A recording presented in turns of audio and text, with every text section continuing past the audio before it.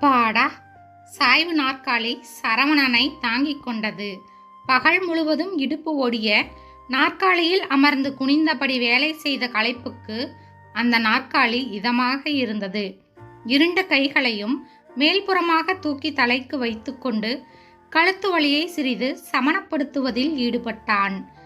ஜன்னலில் இருந்து உள்ளே பாய்ந்து வந்த அந்த மாலை காற்று அவனை குசலம் விசாரித்தது. லேசாக இமைகள் ஒன்றின.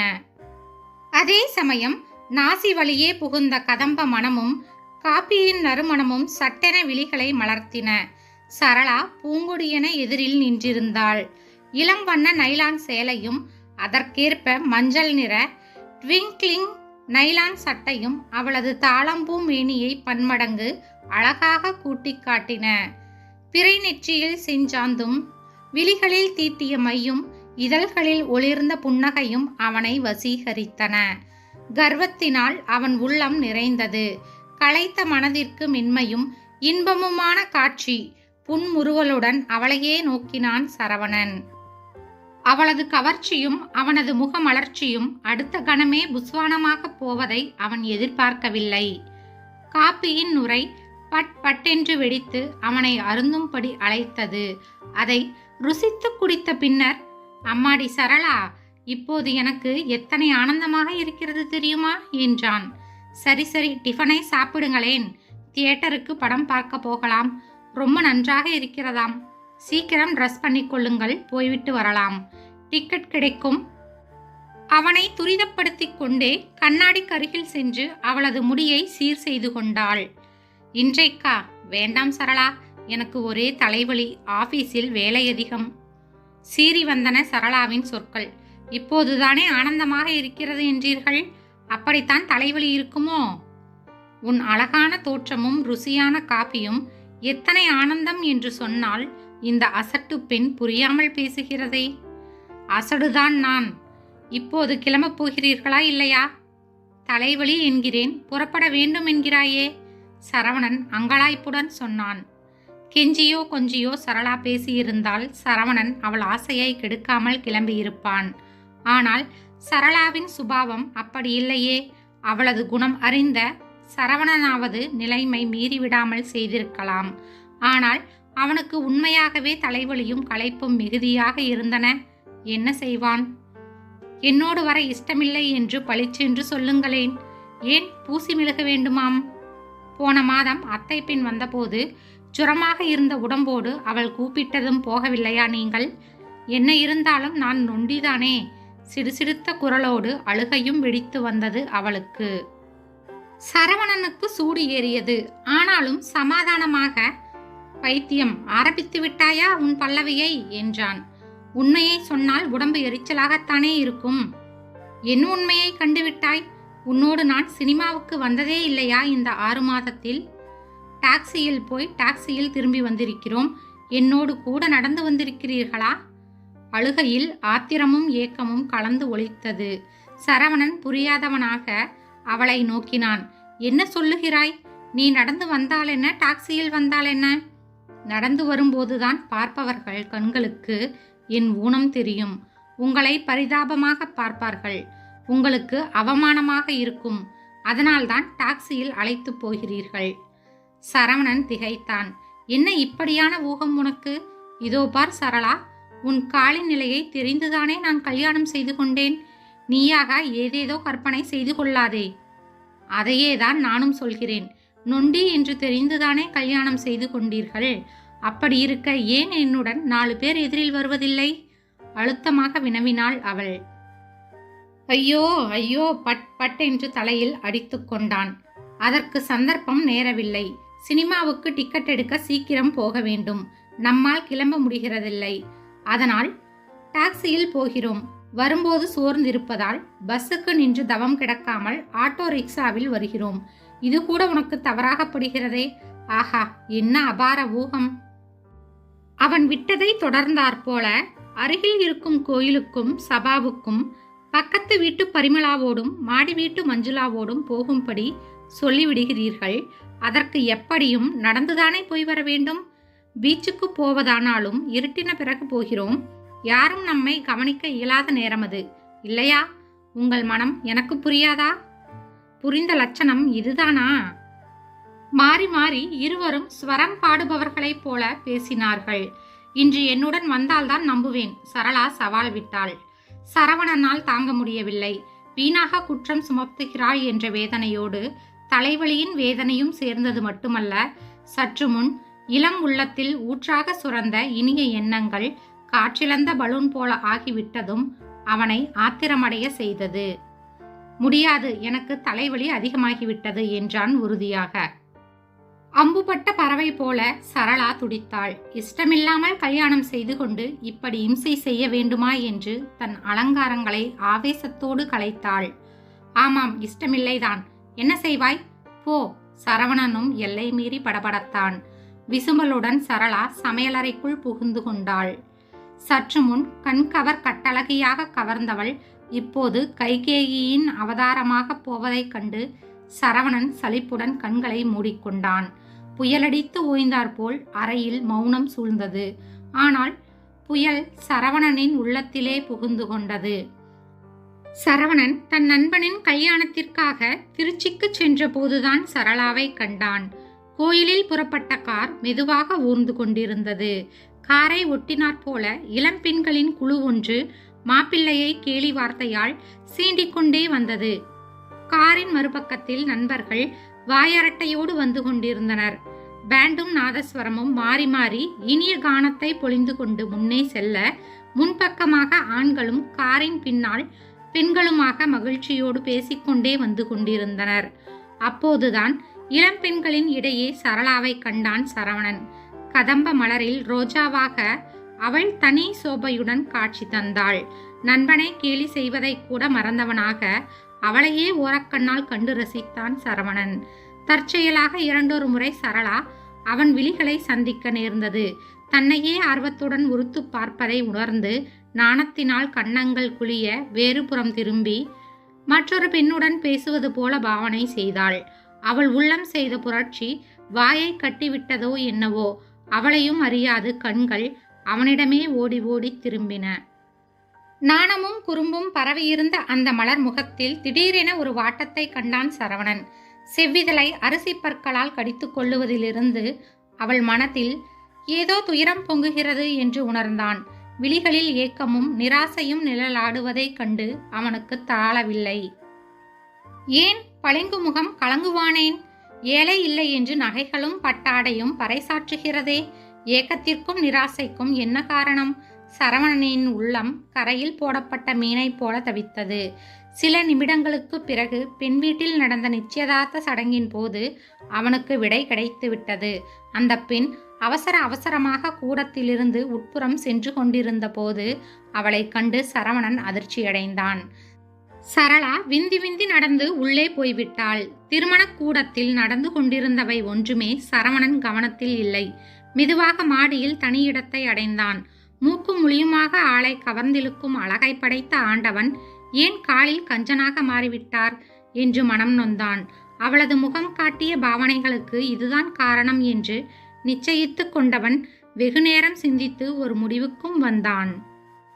சரவணனின் பெற்றோர் அவனது சிறு வயதிலேயே கண்மூடிவிட்டனர். அத்தையின் பராமரிப்பில் வளர்ந்து ஆளானவன். ஏதோ நிலப்பலம் இருக்கிறது. சர்க்கார் வேலையில் சுளையாக 30,000 ரூபாய் வாங்குகிறான். மேலும் பணியில் பதவி உயர்வுக்கும் வாய்ப்பு இருக்கிறது. நொண்டிப்பெண் வேண்டாம் என்று குறுக்கே விழமாட்டாள் அத்தை. வளர்த்தோம் என்று அதிகமாக உரிமை காட்டுபவள் அல்ல. அவன் ஆசைக்கு முழுமனதாக ஒப்பாவிட்டாலும் ஏனோ தானோ என்று ஒதுங்கிவிடுவாள் என்று அவன் அறிவான். தன் உள்ளத்தை நிறைத்துவிட்ட அந்த பெண்ணுக்கு குறை இருப்பதாகவே அவன் நினைக்கவில்லை. அவளை மனம் செய்து கொள்ள முடிவு செய்தான். கல்யாண சந்தடியில் இதுபோன்ற விஷயங்கள் எப்படியோ வெளியாகி உச்சகட்டத்திற்கு வந்துவிடாதா? மறுநாள் முகூர்த்தம் முடிந்து பந்தி நடக்கும் போதே சரளாவின் தந்தை அவனிடம் பேச வந்தார். பிறக்கும் போது நன்றாகத்தான் இருந்தாள். 3 வயதில் ஜுரம் வந்தது. ஒரு நாள் பலவீனமாக நடந்தவள் மாடிப்படிகளில் உருண்டு விழுந்து விட்டாள். வலது காலில் அடிபட்டது. அது பிறகு குணமாகவே இல்லை. எந்த வைத்தியத்திற்கும் கட்டுப்படவில்லை. பகவான் சோதித்து விட்டார் என்றார் அவர். அழாமல் இருக்க அவர் நெஞ்சும் கண்களும் படும் பாட்டை இமைகளும் ஏறி இறங்கி உருண்டு அல்லல் படும் நெஞ்சு குழியும் அவனுக்கு உணர்த்தின. அதனால் என்ன சார், அவளையும் கேட்டுக்கொண்டு ஏற்பாடு செய்யுங்கள் என்று உறுதியாக கூறினான் அவன். நண்பர்கள் சிலர் கலைக்க முயன்றனர். பெரியவர்கள் பலர் உபதேசம் செய்தனர். எல்லாவற்றிற்கும் புன்னகையை பதிலாக தந்தான். சரளாவின் தாய் விம்மலோடு, எங்கள் பெண் அதிர்ஷ்டம் செய்தவள், அவள் கண்கள் கலங்காமல் இருக்க வேண்டும் என்று தடுமாறிய போது தந்தை தொடர்ந்து, சார், அவசரப்படாதீர்கள், தீர ஆலோசனை செய்து உங்கள் மனிதர்களிடமும் கலந்து பேசி எனக்கு தெரிவியுங்கள். ஏதோ இளம் வயது, பார்வை கலந்த வேகம், அழகின் கவர்ச்சி உங்களை பிறகு துயரப்படக்கூடாது. வாழ்க்கை கடைச்சரக்கு இல்லை. எங்கள் சுயநலத்துக்கு உங்களை அவசரப்படுத்த மாட்டேன் என்று தன் மனதை தெளிவாக விவரிக்க இயலாமல் முடிச்சுகளாகத்தான் வாக்கியங்களை போட்டார். சரவணன் கம்பீரமாக அவரை பார்த்தான். பிறகு அமைதியாக சிரித்தான். என் உள்ளத்தில் பிறந்தது ஆசை மட்டுமல்ல, அன்பும் கூடத்தான். அன்பு அழியாது. உங்களுக்கு அவநம்பிக்கையானால் வேண்டாம், நான் வருகிறேன் என்று எழுந்தான். சரளாவின் தந்தை அவன் கைகளை பற்றி கண்களில் ஒற்றிக்கொண்டார். அவன் கையில் ஈரம் கசகசத்தது. மறுமுகூர்த்தத்தில் அவர்கள் திருமணம் நடந்தது. தனிக்குடித்தனம் ஆரம்பித்தனர். சில தினங்களிலேயே சரளாவின் குணத்தை அறிந்து கொண்டான். சரவணன் துணுக்குற்றான். இவளுக்கு காலில் ஊனமில்லை, மனதில்தான் ஊனம் என்று தனக்குள் கூறிக்கொள்வான். உடலின் ஊனம் உள்ளத்தில் புரையோடிய புண்ணாகியிருந்தது. பச்சோந்தி போல அவளது சுபாவம் கணத்துக்கு கணம் மாறும். இதழ்கள் புன்னகை புரியும் மறுவினாடியே கண்கள் நீரை சொரியும். குறும்பும் சிரிப்புமாக பேசிக்கொண்டிருக்கும் போதே திடீரென்று சிடுசிடுக்க ஆரம்பிப்பாள். அவள் குறையை நினைத்து பச்சாதாபத்தினால் அதீதமான பாசத்தை பெற்றோர் காட்டியதன் விளைவு பிடிவாதமும் அவநம்பிக்கையும் மனதில் அட்டையாக ஒட்டி கொண்டு விட்டன. பெற்றோர் அவளை கண்கசக்க விடாமல் செல்லமாக வளர்த்தனர். அந்த செல்லம் எப்போதாவது சிறிது தளரும் போது பிடிவாதம் வளரலாயிற்று. பிடிவாத குணத்தை மாற்ற பெற்றோர் கண்டித்தால், நான் நொண்டிதானே, என்னால் உங்களுக்கு கஷ்டம், பாரம், என்னிடம் யாருக்கும் அன்பில்லை என்று அவநம்பிக்கையோடு அழுது அரற்றுவாள். பெற்றவர்கள் உள்ளம் இரத்தத்தை வடிக்கும். பாவம், என்ன செய்வார்கள்? அவர்கள் சில வருடங்களை மெல்லவும் முடியாமல் விழுங்கவும் முடியாமல் கடத்திவிட்டனர். ஆனால் சரவணனுக்கு அவள் ஆயுள் முழுவதும் பிரச்சனையாகிவிட்டாளே. சரளாவுக்கு சரவணனிடம் அவநம்பிக்கை இல்லை. அவனது அன்பை உணர்ந்துதான் இருந்தாள். ஆனால் சில சந்தர்ப்பங்கள் சதி செய்து சந்தேகத்தை உண்டாக்கிவிட்டன. 4 பேர் எதிரில் அவளுடன் சேர்ந்து நடந்து போகவில்லையாம். அவன் அவமானமாக கருதித்தான் அப்படி இருப்பதாக கூறி அங்கலாய்த்தாள். சரவணனுக்கு அவளிடம் இரக்கமாக இருந்தது. அவள் குறையை நினைத்து அதிகமாக ஏக்கம் அடைகிறாளே என வருந்தினான். பலமுறை அவளுக்கு விட்டு கொடுக்க துணிந்திருக்கிறான். இன்று சகிக்கவில்லை. புகைந்த நெருப்பு ஜுவாலையாக மாறுவது இல்லையா? குமுறும் பானம் பொழிவதில்லையா? அவனும் வார்த்தைகளை கொட்டிவிட்டான். 1 வாரம் வரை அவர்களிடையே மௌனமே ஆட்சி செலுத்தி கொண்டிருந்தது. இயந்திர இயக்கம் போல அவரவர் பணிகளை செய்து கொண்டு நடமாடினார்கள். ஆனால் மனம், சரவணன் சரளாவை எப்படி சரிப்படுத்துவது, தன் அன்பின் சத்தியத்தை எப்படி நிரூபிப்பது என்று குழம்பிக் கொண்டிருந்தான். ஹலோ, ஆமாம், சரளாதான் பேசுகிறேன். என்ன டாக்டர்? ஐயோ, இதோ வருகிறேன் டாக்டர். டெலிஃபோனை வைத்துவிட்டு ஹோவென்று அழ ஆரம்பித்தவளை பக்கத்து வீட்டு தோழி பரிவுடன் சமாதானப்படுத்தி விஷயத்தை கேட்டாள். விக்கலும் விம்மலுமாய் சரளா கூறியது இதுதான். அவள் கணவன் சரவணனின் மோட்டார் சைக்கிள் மீது கார் மோதிவிட்டது. நல்ல வேளையாக நடைபாதையின் ஓரத்தில் விழுந்து விட்டாராம். தற்செயலாக பின்னால் வந்து கொண்டிருந்த குடும்ப டாக்டர் ஜனார்த்தனம் தன் காரில் அவனை ஏற்றிக்கொண்டு மருத்துவமனைக்கு வந்துவிட்டார். அவர்தான் தொலைபேசியில் கூறியிருக்கிறார். சரளாவை, பயப்படாதே சரளா, ஒன்றும் நேர்ந்திருக்காது, வா, நானும் கூட வருகிறேன். டாக்ஸியை கூப்பிட வேலுவை அனுப்புகிறேன். நீ போய் வீட்டை பூட்டிக் கொண்டு வா என்றாள் தோழி. உடலும் உள்ளமும் பதறி கலங்கிய கண்களுடன் மருத்துவமனையை அடைந்த சரளா பரபரப்புடன் மருத்துவரின் அறைக்குள் நுழைந்தாள். டாக்டர், தேம்பினாள் சரளா. அடடா, என்னம்மா இது, பயப்படாதீர்கள், அம்மா வாருங்கள் என்ற டாக்டர் ஸ்பெஷல் வார்டை நோக்கி நடந்தார். சரளாவும் தோழியும் கவலையுடன் பின்தொடர்ந்தனர். தலையிலும் கையிலும் காலிலும் கட்டு போடப்பட்டு சரவணன் கட்டிலில் படுத்திருந்தான். தூக்கத்திற்கு மருந்து கொடுத்திருந்தபடியால் அவன் உறங்கிக் கொண்டிருந்தான். சரளா ஹோவென்று அழுதுவிட்டாள். அவள் மனதில் பயங்கர எண்ணங்கள் அலைமோதின. சிநேகிதி ஆதரவுடன் அவளை வெளியே வராந்தாவுக்கு அழைத்து வந்தாள். அம்மா, மோதிய காரினால் விபத்து ஏற்படவில்லை. ஆனால் பைக்கிலிருந்து விழுந்தபோது ஒரு ஆட்டோவின் அடியில் எக்கச்சக்கமாக மாட்டிக்கொண்டு தலையில் அடி, இரத்தம் அதிகமாக சேதமாகிவிட்டது. இரத்தம் ஏற்றப் போகிறேன். கையிலும் காலிலும் அடிபட்டிருக்கிறது. உயிருக்கு பயமில்லை. நிச்சயமாக கவலை வேண்டாம். உங்கள் தாலிபாக்கியம் பிழைத்து விட்டார் என்று அன்பாக கூறினார் மருத்துவர். சரளாவினால் பேச இயலவில்லை. சிநேகிதி பலமுறை அவளுக்கு ஆறுதல் கூறிவிட்டு, சரளா, நான் போய் காஃபி கொண்டு வருகிறேன், கவலைப்படாதே, சரியாகிவிடும் என்று புறப்பட்டாள். சிறிது நேரத்திற்கு பின் கண் விழித்த சரவணன் சரளாவின் துயரம் தோய்ந்த முகத்தை கண்டான். சுற்றும் முற்றும் பார்த்தான். நான் எங்கே இருக்கிறேன்? ஐயோ என முனகினான். சரளா திக்கித் திணறி விஷயங்களை கூறினாள்.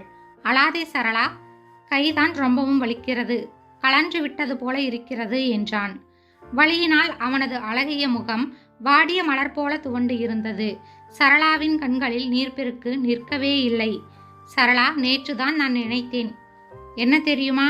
நான் நன்றாக இருந்து உனக்கு காலில் ஊனம் இருப்பதால் தானே உனக்கு சந்தேகம் உண்டாகிறது. உன் காலைத்தான் சரிப்படுத்த முடியவில்லை. ஆனால் எனக்கு ஏதாவது ஊனம் ஏற்படலாமே.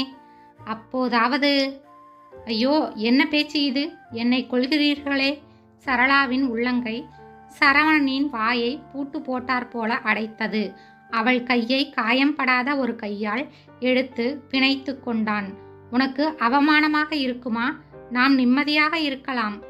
அதற்காக எனக்கு எந்த ஊனம் ஏற்பட்டாலும் நான் சந்தோஷமே அடைவேன், கம்மிய குரலில் கூறினான் சரவணன். குரல் தடுமாறினாலும் உறுதியின் ஒளி சோர்ந்த முகத்திலும் பரவியிருந்தது. சரளா விம்மி அழுதாள். எனக்கு மன்னிப்பே கிடையாதா? நான் உங்களை சந்தேகிக்கவில்லை. ஆனால் என் மனம் குறைப்பட்டது என்பது உண்மைதான். என் நிலையில் உள்ள யாருமே அப்படித்தான் இருப்பார்கள். உங்களைப் போல திடசித்தம் சிலருக்குத்தான் இருக்க முடியும். நீங்கள் வார்த்தையால் எத்தனை குத்தி காட்டினாலும் எனக்கு தகுந்த தண்டனைதான். சரளா துயரம் தோய்ந்த வார்த்தைகளை கொட்டினாள். சரவணன் அன்புடன் அவள் கண்ணீரை துடைத்தான். வேண்டாம் சரளா, உன் மனதை புண்படுத்த மாட்டேன், வருந்தாதே என்றான். 4 நாட்கள் சென்றன. தலையிலும் காலிலும் காயங்கள் ஆறி வந்தன. ஆனால் கையில் பட்ட அடி சிக்கலாக இருந்ததால் எக்ஸ்ரே எடுத்து பார்த்துதான் முடிவு சொல்ல முடியும் என்று டாக்டர் கூறிவிட்டார்.